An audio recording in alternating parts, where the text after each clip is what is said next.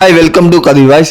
சமூக வலைதளங்கள் பார்த்தீங்கன்னா இப்போ அடிக்கடி அவதூறு பரப்பிட்டு இருக்காங்க. என்ன பார்த்தீங்கன்னா தமிழக வெட்டிக்கலாம் பிஜேபியோட கூட்டணி பேச்சுவார்த்தை நடக்குது அப்படின்னு நிறைய சேனலில் பார்த்தீங்கன்னா பரப்பிக்கிட்டு இருக்காங்க. அதே மாதிரி கொத்தடிமைகள்லாம் பரப்பிக்கிட்டு இருக்காங்க.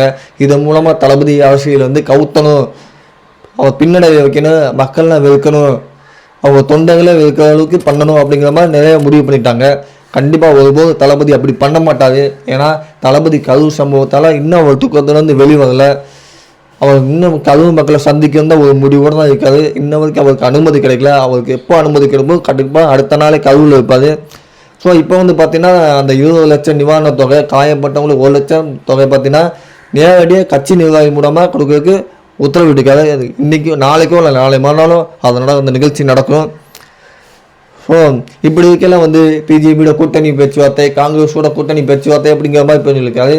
அவர் எப்பயுமே பிஜேபி பக்கம் போக மாட்டார். பிஜேபி கொள்கை ஸ்ட்ராங்காக முடிவு பண்ணிட்டாரு. இது எல்லாருக்குமே தெரிஞ்ச விஷயம். அப்படி வந்து அவர் எப்படி பிஜேபியோட கூட்டணி வைப்பார் அவருக்கு தெரிய வேணாமல். அவரே அரசியல், அவருக்கு அந்தளவுக்கு அரசியல் தெளிவுலன்னு சொல்லுவாங்க. உண்மையிலே அவர் பக்காவான அரசியல்வாதி. எப்படி காய் நகர்த்துன்னு அவருக்கு தெரியும். கூடி சீக்கிரம் கண்டிப்பாக வந்து பிஜேபியோட கூட்டணி வைக்க மாட்டார். காங்கிரஸோட கூட்டணி வைக்கிறதுக்கு வாய்ப்புகள் இருக்குது. ஒரே சாய்ஸ் அவரோட விருப்பம் அதான்.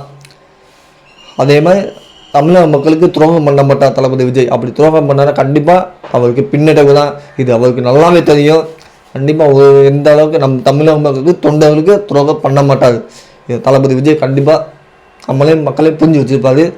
கூடி சீக்கிரம் என்ன முடிவு எடுப்பா நம்ம வெயிட் பண்ணி பார்ப்போம். இதில் வந்து தளபதி மீண்டு வரணும், மறுபடியும் பிரச்சாரம் பண்ணணும். ஆனால் அந்த அசம்பாவிதம் மாதிரி நடக்கக்கூடாது. பிரச்சாரத்தை வேறு மாதிரி பொதுக்கூட்டமாக நடந்ததுன்னா நல்லாயிருக்கும்.